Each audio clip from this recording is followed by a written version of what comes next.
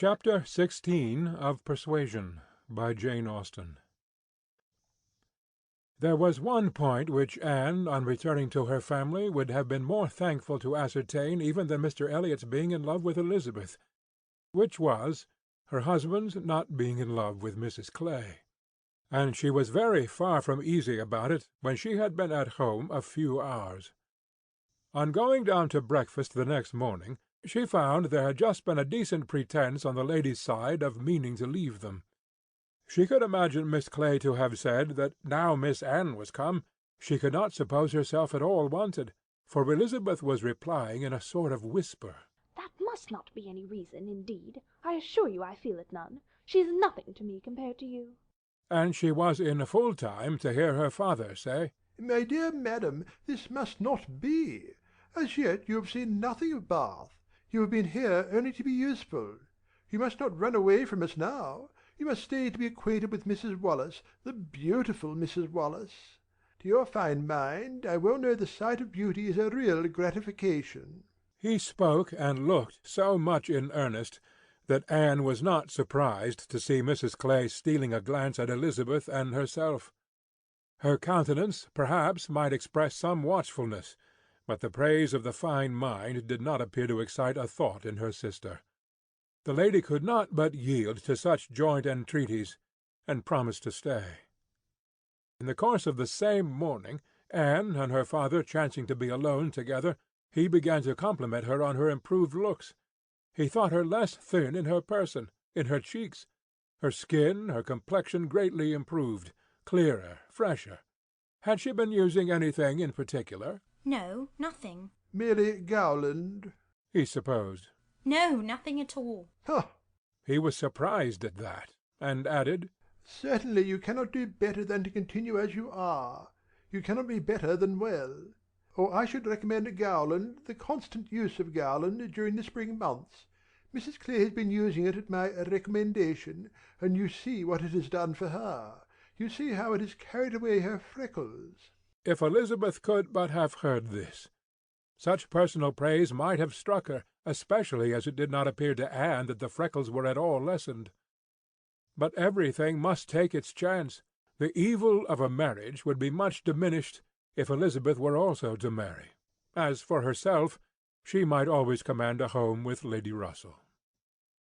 Lady Russell's composed mind and polite manners were put to some trial on this point in her intercourse in Camden Place. The sight of Mrs. Clay in such favour, and of Anne so overlooked, was a perpetual provocation to her there, and vexed her as much when she was away, as a person in Bath who drinks the water, gets all the new publications, and has a very large acquaintance, has time to be vexed. As Mr. Elliot became known to her, she grew more charitable or more indifferent towards the others. His manners were an immediate recommendation, and on conversing with him she found the solid so fully supporting the superficial that she was, at first, as she told Anne, almost ready to exclaim, "Can this be Mr. Elliot?" and could not seriously picture to herself a more agreeable or estimable man. Everything united in him, good understanding, correct opinions, knowledge of the world, and a warm heart. He had strong feelings of family attachment and family honour, without pride or weakness. He lived with the liberality of a man of fortune without display. He judged for himself in everything essential, without defying public opinion in any point of worldly decorum. He was steady, observant, moderate, candid, never run away with by spirits or by selfishness, which fancied itself strong feeling, and yet with a sensibility to what was amiable and lovely, and of value for all the felicities of domestic life, which characters of fancied enthusiasm and violent agitation seldom really possess. She was sure that he had not been happy in marriage. Colonel Wallis said it, and Lady Russell saw it. But it had been no unhappiness to sour his mind, nor, she began pretty soon to suspect, to prevent his thinking of a second choice. Her satisfaction in Mr. Elliot outweighed all the plague of Mrs. Clay. It was now some years since Anne had begun to learn that she and her excellent friend could sometimes think differently, and it did not surprise her, therefore, that Lady Russell should see nothing suspicious or inconsistent, nothing to require more motives than appeared, in Mr. Elliot's great desire of a reconciliation. In Lady Russell's view, it was perfectly natural that Mr. Elliot, at a mature time of life, should feel it a most desirable object, and what would very generally recommend him among all sensible people, to be on good terms with the head of his family, the simplest process in the world of time upon a head naturally clear, and only erring in the heyday of youth. Anne presumed, however, still to smile about it, and at last to mention Elizabeth. Lady Russell listened, and looked, and made only this cautious reply. Elizabeth. Very well. Time will explain. It was a reference to the future, which Anne, after a little observation, felt she must submit to. She could determine nothing at present. In that house Elizabeth must be first, and she was in the habit of such general observance as Miss Elliot, that any particularity of attention seemed almost impossible. Mr. Elliot, too, it must be remembered, had not been a widower 7 months. A little delay on his side might be very excusable. In fact, Anne could never see the crape round his hat without fearing that she was the inexcusable one in attributing to him such imaginations, for though his marriage had not been very happy, still it had existed so many years that she could not comprehend a very rapid recovery from the awful impression of its being dissolved. However it might end, he was without any question the pleasantest acquaintance in Bath.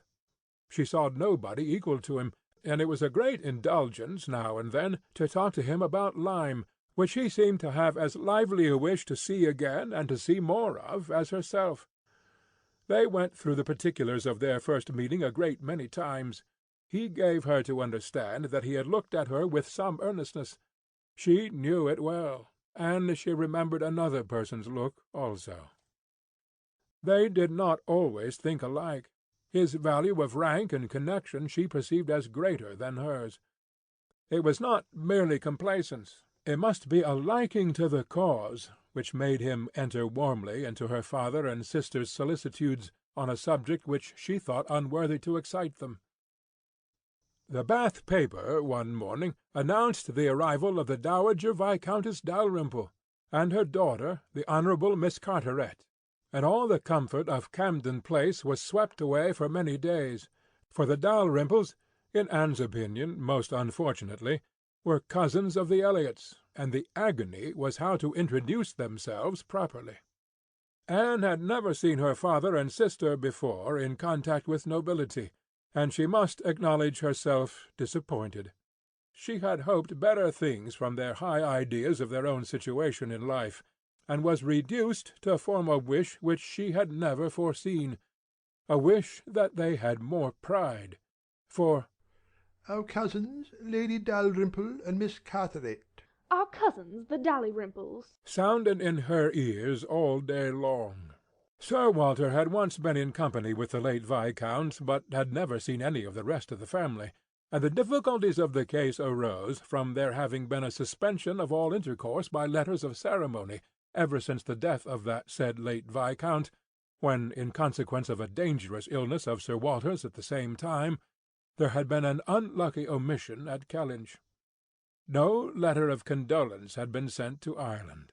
The neglect had been visited on the head of the sinner, for when poor Lady Elliot died herself, no letter of condolence was received at Kellynch, and consequently there was but too much reason to apprehend that the Dalrymples considered the relationship as closed. How to have this anxious business set to rights and be admitted as cousins again was the question, and it was a question which, in a more rational manner, neither Lady Russell nor Mr. Elliot thought unimportant. Family connections were always worth preserving, good company always worth seeking. Lady Dalrymple had taken a house for 3 months in Laura Place, and would be living in style. She had been at Bath the year before, and Lady Russell had heard her spoken of as a charming woman. It was very desirable that the connection be renewed, if it could be done without any compromise of propriety on the side of the Elliots. Sir Walter, however, would choose his own means, and at last wrote a very fine letter of ample explanation, regret, and entreaty to his right honourable cousin. Neither Lady Russell nor Mr. Elliot could admire the letter, but it did all that was wanted in bringing 3 lines of scrawl from the Dowager Viscountess. The toils of the business were over. The sweets began. They visited in Laura Place. They had the cards of Dowager Viscountess Dalrymple and the Honourable Miss Carteret, to be arranged wherever they might be most visible, and our cousins in Laura Place, Our cousin, Lady Dalrymple, and Miss Carteret, were talked of to everybody. Anne was ashamed. Had Lady Dalrymple and her daughter even been very agreeable, she would still have been ashamed of the agitation they created. But they were nothing. There was no superiority of manner, accomplishment, or understanding. Lady Dalrymple had acquired the name of a charming woman, because she had a smile and a civil answer for everybody. Miss Carteret, with still less to say, was so plain and so awkward that she would never have been tolerated at Camden Place but for her birth. Lady Russell confessed she had expected something better, but yet it was an acquaintance worth having. And when Anne ventured to speak her own opinion of them to Mr. Elliot, he agreed to their being nothing in themselves, but still maintained that as a family connection, as good company, as those who would collect good company around them, they had their value. Anne smiled and said, My idea of good company, Mr. Elliot, is the company of clever, well-informed people, who have a great deal of conversation. That is what I call good company. You are mistaken, said he gently. That is not good company. That is the best. Good company requires only birth, education, and manners, and with regard to education it is not very nice. Birth and good manners are essential, but a little learning is by no means a dangerous thing in good company. On the contrary, it will do very well. My cousin Anne shakes her head. She is not satisfied. She is fastidious. My dear cousin, sitting down by her, you have a better right to be fastidious than almost any other woman I know. But will it answer? Will it make you happy? Will it not be wiser to accept the society of those good ladies in Laura Place, and enjoy all the advantages of the connection as far as possible? You may depend upon it that they will move in the first set in Bath this winter, and as rank is rank, your being known to be related to them will have its use in fixing your family, our family, let me say, in that degree of consideration which we must all wish for. Yes, sighed Anne. We shall indeed be known to be related to them. Then, recollecting herself, and not wishing to be answered, she added, I certainly do think there has been by far too much trouble taken to procure the acquaintance. I suppose, smiling, I have more pride than any of you, but I confess it does vex me that we should be so solicitous to have the relationship acknowledged, which we may be very sure is a matter of perfect indifference to them. Pardon me, dear cousin, you are unjust in your own claims. In London, perhaps, in your present quiet style of living, it might be as you say, but in Bath, Sir Walter Elliot and his family will always be worth knowing, always acceptable as acquaintance.